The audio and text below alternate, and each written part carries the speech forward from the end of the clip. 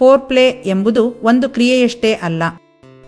ಪ್ರೀತಿ, ವಿಶ್ವಾಸ, ರೊಮ್ಯಾನ್ಸ್ ಎಲ್ಲವೂ ಸೇರಿಕೊಂಡಿರುವ ಒಂದು ಮಿಶ್ರಣ.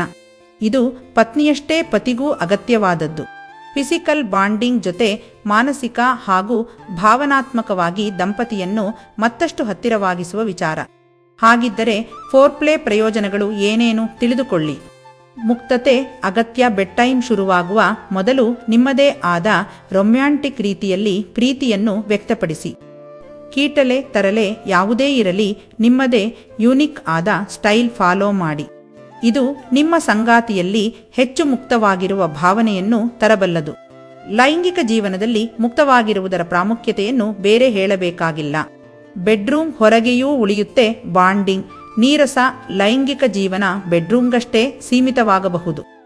ಆದರೆ ನೀವು ಜೊತೆಯಾಗಿ ಮಾಡುವ ರೊಮ್ಯಾಂಟಿಕ್ ಫೋರ್ಪ್ಲೇಗಳು ನಿಮಗೆ ಎಂದೆಂದಿಗೂ ಮಧುರ ನೆನಪಿಗಳಾಗಿ ಉಳಿಯುತ್ತವೆ. ಬೆಡ್ರೂಮ್ನ ಹೊರಗೂ ಪ್ರೀತಿ ಸಾಗಿಸಬಲ್ಲ ಸಾಮರ್ಥ್ಯ ಹೊಂದಿದೆ ಫೋರ್ಪ್ಲೇ. ಗುಣಮಟ್ಟದ ಲೈಂಗಿಕ ಜೀವನ. ಫೋರ್ಪ್ಲೇ ಸಂಪೂರ್ಣವಾಗಿ ಲೈಂಗಿಕ ಜೀವನದ ಗುಣಮಟ್ಟವನ್ನು ಹೆಚ್ಚಿಸುತ್ತದೆ. ತುಂಬಾ ಯಾಂತ್ರಿಕವಾಗಿ ನಿಮ್ಮ ಬೆಡ್ ಟೈಮ್ ಕಳೆಯುವ ಬದಲು ಅದನ್ನು ಗುಣಮಟ್ಟದ ಸಮಯ, ಮೆಮೊರೇಬಲ್ ಮೊಮೆಂಟ್ಸ್ ಆಗಿ ಬದಲಾಯಿಸುವಲ್ಲಿ ಗಮನ ಹರಿಸಿ. ಸಂಗಾತಿಯ ಆಸಕ್ತಿ ತಿಳಿದುಕೊಳ್ಳಿ. ದಾಂಪತ್ಯ ಜೀವನದ ಭಾಗ ಎಂದು ಭಾವಿಸುವ ಬದಲಾಗಿ ನಿಮ್ಮ ಸಂಗಾತಿಯ ಭಾವನೆಗಳನ್ನು ಮುಕ್ತವಾಗಿ ಅರ್ಥ ಮಾಡಿಕೊಳ್ಳಿ. ಫೋರ್ಪ್ಲೇ ನಿಮ್ಮ ಭಾವನೆಯನ್ನು ನಿಮ್ಮ ಸಂಗಾತಿಗೂ, ನಿಮ್ಮ ಸಂಗಾತಿಯ ಭಾವನೆಯನ್ನು ನಿಮಗೂ ತಿಳಿಸುತ್ತದೆ. ಕ್ರಿಯೇಟಿವಿಟಿ ಹೆಚ್ಚುತ್ತೆ. ಫೋರ್ಪ್ಲೇ ನಿಮ್ಮಲ್ಲಿರುವ ಕ್ರಿಯೇಟಿವಿಟಿಯನ್ನು ಹೆಚ್ಚಿಸುತ್ತೆ. ನಿಮ್ಮ ಸಂಗಾತಿಯ ಕ್ರಿಯೇಟಿವಿಟಿಯನ್ನು ಎಕ್ಸ್ಪ್ಲೋರ್ ಮಾಡಲು ಸಹಾಯ ಮಾಡುತ್ತದೆ. ಫೋರ್ಪ್ಲೇ ಪ್ರತಿ ಬಾರಿಯೂ ಹೊಸತನವನ್ನು ಹುಡುಕಲು ಸಹಾಯ ಮಾಡುತ್ತದೆ. ನಿಮ್ಮ ಒತ್ತಡ ನಿವಾರಿಸುತ್ತದೆ. ಲೈಂಗಿಕ ಜೀವನದ ಜೊತೆ ಫೋರ್ಪ್ಲೇ ಇದ್ದರೆ ಅದು ನಿಮ್ಮ ಒತ್ತಡ ನಿವಾರಣೆಯಲ್ಲಿ ಪ್ರಮುಖ ಪಾತ್ರ ವಹಿಸುತ್ತದೆ. ಕ್ವಾಲಿಟಿ ಟೈಮ್, ಮಾತುಕತೆ, ಪರಸ್ಪರ ಅರ್ಥ ಮಾಡಿಕೊಳ್ಳಲು ಸಾಕಷ್ಟು ಅವಕಾಶವನ್ನು ಕೊಡುತ್ತದೆ. ಇವು ನಿಮ್ಮನ್ನು ದೈಹಿಕವಾಗಿ ಮಾತ್ರವಲ್ಲ, ಭಾವನಾತ್ಮಕವಾಗಿಯೂ ಹೆಚ್ಚು ಹತ್ತಿರವಾಗಿಸುತ್ತದೆ. ಪ್ರಶ್ನೆ: ನೀವು ಪ್ರಶ್ನೆಗಳಿಗೆ ಉತ್ತರಿಸುವಾಗ ಆಗಾಗ ಫೋರ್ಪ್ಲೇ ಅಥವಾ ಮುನ್ನಲಿವು ಎಂದು ಹೇಳುತ್ತೀರಿ. ಹಾಗೆಂದರೆ ಏನು ಅಂತ ನನಗೆ ನಿಜವಾಗಿಯೂ ಗೊತ್ತಿಲ್ಲ. ನನಗೆ 18 ವರ್ಷ. ಇತ್ತೀಚೆಗೆ ನಾನು ಮತ್ತು ನನ್ನ ಗೆಳತಿ ಒಂಟಿಯಾಗಿರುವ ಸಂದರ್ಭ ಬಂತು. ಆಗ ನಾವಿಬ್ಬರೂ ಸೆಕ್ಸ್ ನಡೆಸಿದೆವು.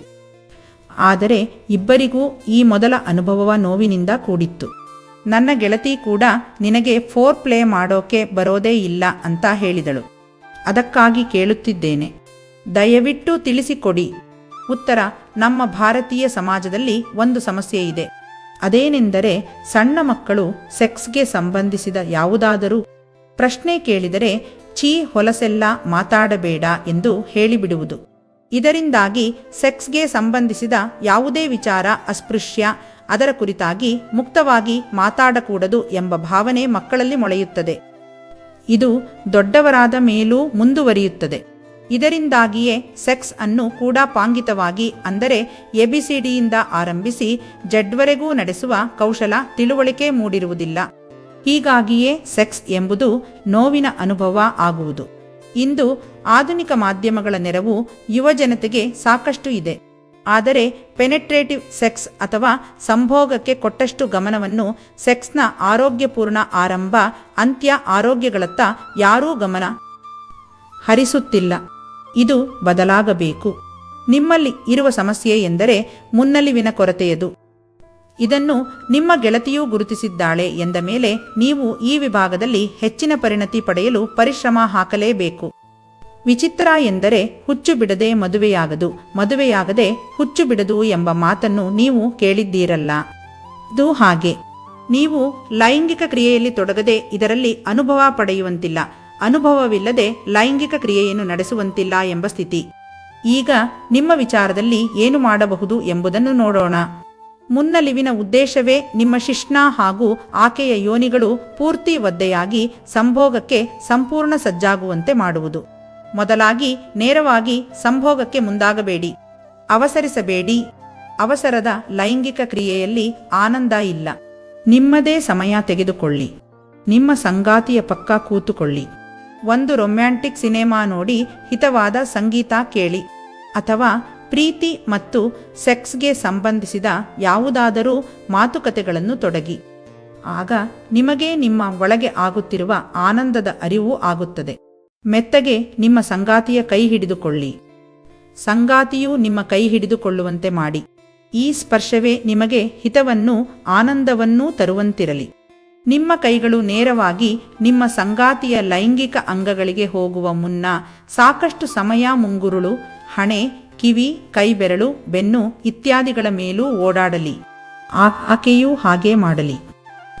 ನನ್ನ ದೇಹ ಸಂಪೂರ್ಣ ನಿನ್ನದು, ನಿನ್ನ ದೇಹ ಈಗ ನನ್ನದು ಎಂಬ ಆತ್ಮೀಯ ಭಾವವನ್ನು ಇಬ್ಬರಲ್ಲೂ ಮೂಡಿಸದೇ ಹೋದರೆ ಲೈಂಗಿಕತೆಯಲ್ಲಿ ಆನಂದವಿರುವುದಿಲ್ಲ.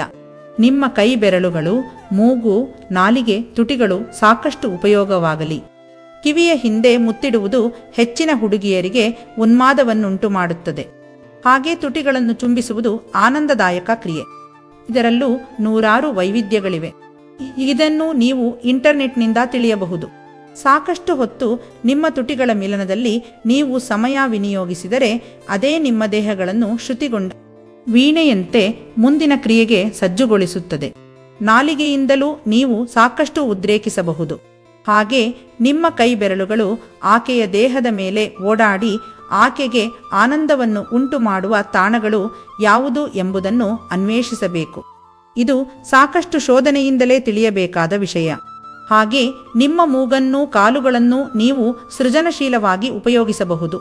ಇಲ್ಲಿ ಯಾವುದೇ ತಡೆ ಇಲ್ಲ, ತಾರತಮ್ಯ ಇಲ್ಲ. ಲೈಂಗಿಕ ಕ್ರಿಯೆಯ ಸಮಯದಲ್ಲಿ ದೇಹದ ಯಾವ ಅಂಗವೂ ನಿರುಪಯುಕ್ತ ಅಲ್ಲ. ಪ್ರತಿಯೊಂದು ಕ್ರಿಯೆಯೂ ಇಲ್ಲಿ ಆನಂದದಾಯಕವಾಗಿರಬೇಕು ಮತ್ತು ಅದು ಸಂಗಾತಿಯ ಸಮ್ಮತಿಯನ್ನೂ ಹೊಂದಿರಬೇಕು. ಆಕೆಗೆ ಕಿರಿಕಿರಿ ಉಂಟು ಮಾಡುವ ತಾಣಗಳನ್ನು ಸ್ಪರ್ಶಿಸುವುದು, ಚುಂಬಿಸುವುದು ತಪ್ಪು. ಅದು ಮೂಡ್ ಅನ್ನು ಕೆಡಿಸಬಹುದು. ಇದೇ ತರಹದ ಹೆಚ್ಚಿನ ಮಾಹಿತಿಗಾಗಿ ನಮ್ಮ ಚಾನೆಲ್ ಅನ್ನು ಸಬ್ಸ್ಕ್ರೈಬ್ ಮಾಡಿಕೊಳ್ಳಿ.